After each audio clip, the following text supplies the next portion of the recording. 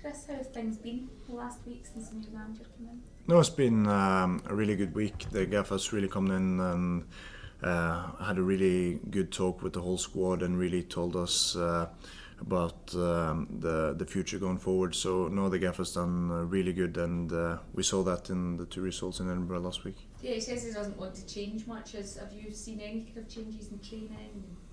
No, obviously Kendo has taken a lot of actions on the training pitch, but I think the gaffer's been around here, really putting in a mark on how he wants it to be, and I think the whole squad has really understood that everyone got the chance now. Everyone can prove themselves in training, and I think the level in training has been really good last week. Just how big was that win at Easter Road on Saturday, given what you're trying to achieve and with all the changes? No, I think the whole squad has, for the last 3 years I've been here, the whole squad always turns up in big games. So I think the win on Easter Road was a really tough game. Hibs, every time we play Hibs, they put in a really top performance. So to be able to win 2-0 away there was a big achievement for us. The result aside, how disappointing was it to see what happened to Scott? Well, that's of course really disappointing. We hopefully some actions will be taken before a serious injury happens, because you can't sit and wait for the first really bad injury to happen before you take any actions. If this bottle hits Sinclair, it can cause severe injuries, and he's just lucky to not be hit. Is that a concern for players? We're seeing it more with coins being thrown, and that was a bottle as well. Is that a concern for you guys? I think, to be honest, too many times this season a line has been crossed. For me, I've always been thinking that, and I still think that Scottish fans are the best in the world in terms of creating an incredible atmosphere, in terms of creating a fantastic noise as well. And I think it's without a doubt one of the best countries to play in terms of atmosphere. But a few fans are really destroying the whole picture you get from the stands there because of these coins throwing, and even a bottle being thrown at the player, which is completely unacceptable. So I think it's a real shame, because the majority of the fans there are one of the best in the world, and to really see that this is the headlines is quite sad. Is it a bit of a shock to you coming in and seeing these kind of incidents? Have you had any experience of these type of things beforehand? No, I think obviously there's huge games here. The fans are really supporting their teams, which I think is fantastic. But I think these incidents need to be taken care of. Yeah. When you look at the transition that's been since Neil came back in, how would you describe it? It's looked pretty seamless, just in the way that the team's lining up, playing, and obviously the results. Is that the way it's felt for you guys?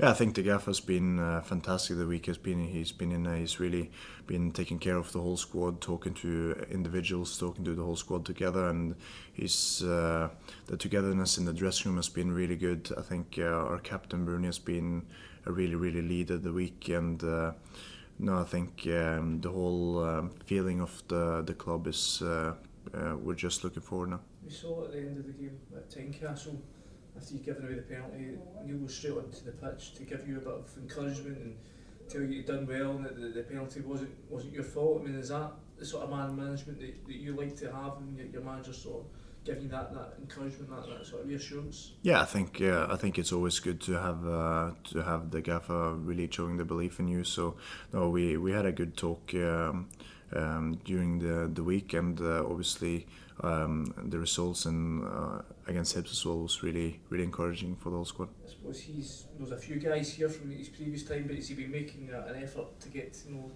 the players that he might not have known since?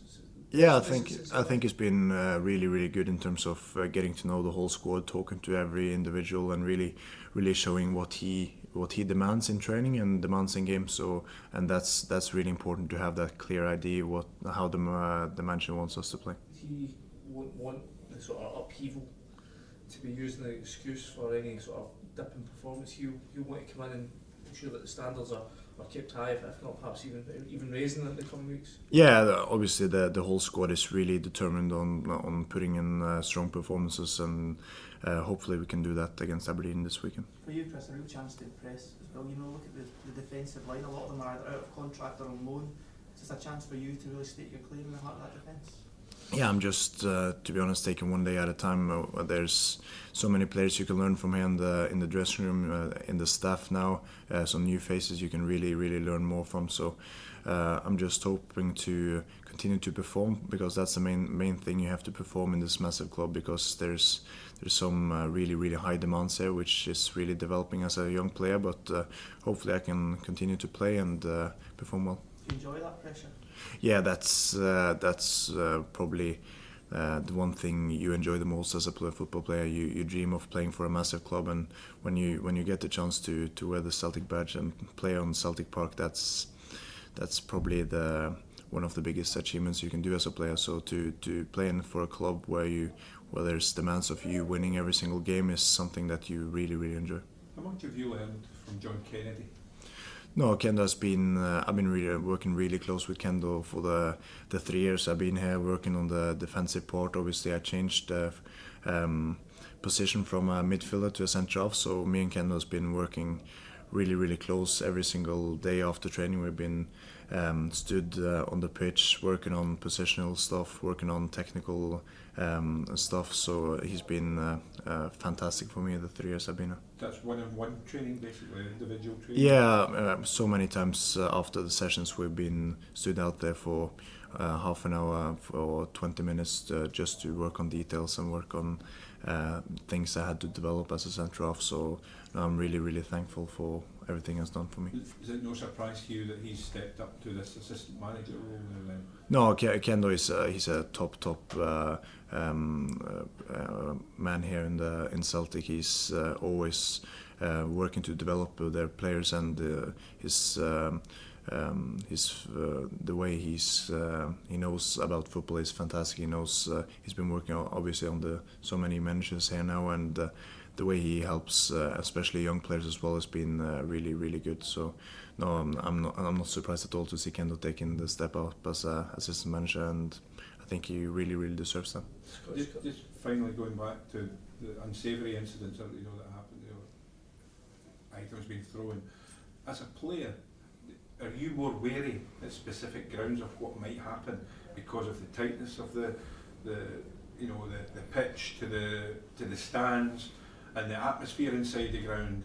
When you actually walk out, so do you speak about it as a team and say what's going to happen today? No, not so much. We don't speak that much about it, but it's really important that every single player feels safe to play football, because when you step out on a football pitch, there's so many things you have to worry about in terms of performance, in terms of playing in front of so many people. There's pressure for every player out there. So to even have that thinking that you can't be hit by something, that can't be accepted here. So I think it's important for everyone to feel safe, especially everyone in the stands as well. And hopefully that will keep going now. Yeah. Is it damaging the Scottish game? No, because I wouldn't. In the way that people, of course, from outside Scotland look at it. Of course, the incidents now it's not great for Scottish football. To throw a glass bottle onto the pitch is something I think it's quite unacceptable, and hopefully some actions will be taken. But I think it's really important to explain that the majority of the Scottish fans, the majority of the Scottish people here are fantastic, and the atmospheres here are some of the best in the world, and hopefully the few bad incidents can be taken away. The Scottish Cup draw was made on Monday. You've been paired with either Aberdeen or Rangers, two teams that had too much trouble dealing with over the last couple of years at Hampden. What's your thoughts looking ahead to next month? No, I think when you come to a semi-final, it will always be a really tough game and a big game. So we're just taking one game at a time, and when the semi-final comes, we will be ready. Fantastic. Thank you. Thanks, Kris. Cheers.